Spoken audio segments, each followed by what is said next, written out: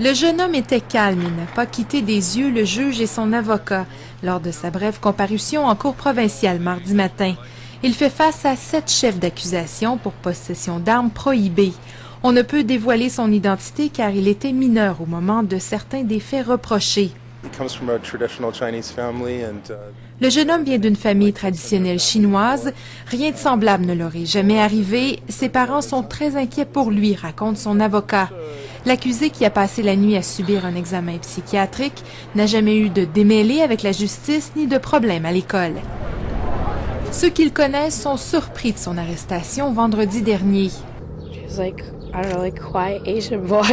C'est un jeune homme asiatique tranquille qui joue du piano et est un excellent élève. Frankie a appris vendredi qu'elle était sur sa liste de victimes.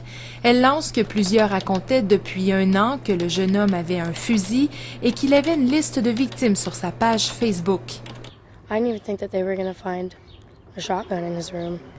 Elle croyait que c'était une blague, ne pensait jamais que les policiers trouveraient vraiment un fusil et des armes blanches à la résidence du jeune homme.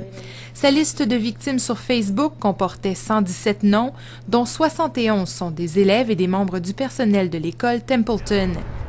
Impossible de savoir pour l'instant ce qui a poussé 6 élèves de l'école à dénoncer leur ami alors qu'ils étaient au courant de cette liste de victimes depuis 1 an.